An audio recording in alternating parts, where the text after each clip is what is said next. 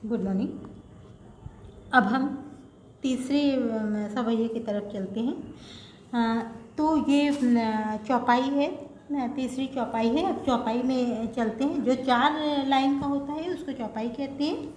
4 line के दोहे चौपाई कहलाते हैं, 2 लाइन के दोहे कहलाते हैं। तो ये चौपाई अब हम पढ़ेंगे।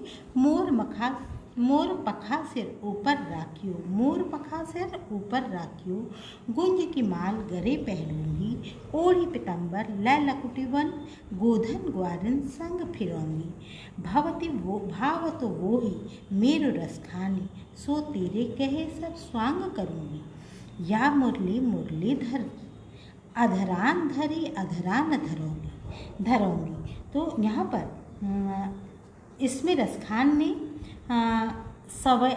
कृष्ण की प्रेमिका के रूप में, रसखान ने कृष्ण की प्रेमिका के स्थान पर अपने आप को रखा है और कृष्ण की प्रेमिका रूप की भक्ति करते हुए कहते हैं कि जिस प्रकार से गोपियाँ कृष्ण के प्रेम में मुग्ध थीं, वो कहते हैं कि जैसे गोपियाँ प्रेम में मुग्ध थीं, वे मुरली को अपनी सौत मानती थी।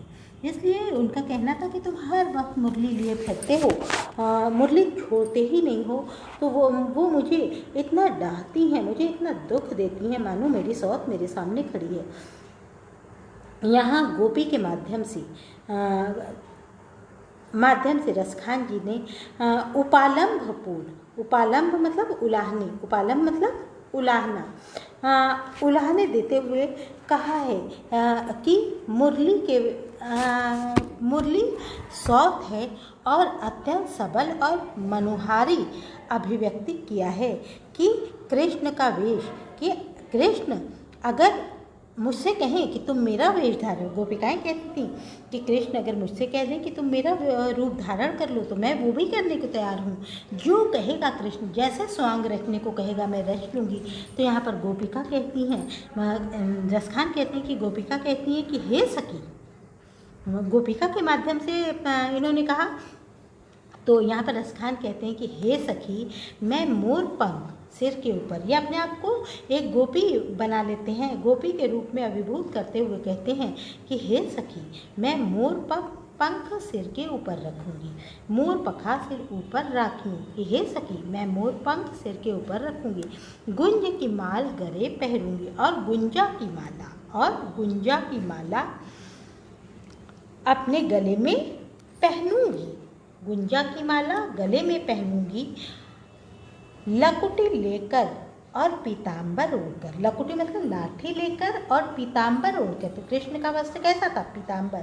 तो पीताम्बर ओढ़कर गांव और ग्वालों के साथ वन वन में घूमूंगी। हे कृष्ण, बस मुझे अपना साथ दे दो, मैं क्या करूँगी, मैं तुम्हारा रूप धारण कर लूँगी। मैं जिस तरह से तुम्हारे सर पे मोर पखा है, मैं भी अपने सर पे मोर पखा रख लूँगी, मोर के पंख लगा लूँगी और गुंजा की माला जिस तरह से तुमने पहना है मैं भी गले में पहन लूँगी। जिस तरह तुम लाठी लकुटी लेकर और पीताम्बर ओढ़कर गाय और ग्वालों के साथ वन में घूमते हो, मैं भी तुम्हारे साथ घूमूंगी। रसखान कहते हैं कि गोपिका अपनी सखी से कहती है, रसखान कहती है जिस प्रकार गोपिका अपनी सखी से कहती हैं कि कृष्ण मुझे इतना भाते हैं, इतने अच्छे लगते हैं कि मैं उनके प्रत्येक रूप का स्वांग रचना चाहती हूँ। स्वांग रचना मतलब रूप धरना, मतलब जैसा स्वांग रचना नाटक करना, तो प्रत्येक रूप धर करके नाटक करना चाहती हूँ। इसलिए कि मैं एकदम लीन हो जाना चाहती हूँ, एकदम तुम में समा जाना चाहती हूँ। तो यहाँ पर रसखान कहते हैं कि मैं भी वही अनन्य भक्ति करना चाहता हूँ, लेकिन शर्त यह है कि लेकिन एक शर्त है। फिर भी वो कहती हैं गोपिकाएं कि लेकिन एक शर्त है कृष्ण, कि जो मुरली तुम्हारे अधरों, तुम्हारे ओठों पर विराजती है, तुम्हारे ओठों पर बैठी रहती है, उसको कभी अपने अधरों पर मैं नहीं रखूँगी, मैं उसे कभी भी अपने ओठों पर नहीं रखूँगी। क्या कहा कि मुरलीधर की अधराधर भरी, अधरा न धरूँगी, कि जो मुरली तुम हमेशा अपने ओठों पर रखते हो, जो तुम्हारे ओठों की शोभा बनती है और हमेशा तुम्हारे ओठों पर बैठी रहती है, मैं कभी भी उसे अपने ओठों पर नहीं रखूँगी, क्योंकि मैं उससे बहुत ही जलन करती हूँ, मैं उससे बहुत ही ईर्ष्या करती हूँ, क्योंकि वो हर वक्त तुम्हारे साथ रहती है और मैं तुम्हारे साथ नहीं रह पाती, इसलिए मैं उससे दूर ही रखूँगी। तो यहाँ पर रसखान ने कहने का प्रयास किया है कि अधरान धरी, अधरान अधर होंगी, अधरान और अधरान में यमक अलंकार है, अधरान और अधरान में यमक अलंकार है, इसलिए कि उपमा की गई है कि वो किसे, मुरली की उपमा सौतन से कर दी गई। तो यहाँ पर यमक अलंकार है, पहले का अर्थ है होठों पर और दूसरे का अर्थ है होठों पर नहीं।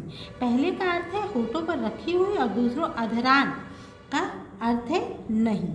तो इनकी भाषा में क्या दिखता है, ललित और माधुर्य गुण संपन्न है, भक्ति की प्रधानता दिखती है। यहाँ कृष्ण के रूप सौंदर्य पर रसखान ने स्वांग रचने की बात कही है, कि मतलब कि उनके प्रेम में जैसा वो करते हैं गोपियाँ वैसा करना चाहती हैं। सौतिया डाह के कारण वे मुरली को धारण भी नहीं करना चाहती हैं। लय लकुटी गोधन ग्वारिन सब स्वांग में अनुप्रास अलंकार है, उन्होंने अपने हर दोहे में अनुप्रास अलंकार की प्रधानता दिखाई है। सवैया छंद का प्रयोग किया है, सवैया छंद का प्रयोग किया है। आपको ये छंद वगैरह मैं बाद में पढ़ाऊँगी, अभी आपके कोर्स में नहीं है, ये आपके फाइनल के में है। तो इस तरह से आपको इसका प्रसंग और व्याख्या लिख करके मुझे सेंड करनी है। धन्यवाद।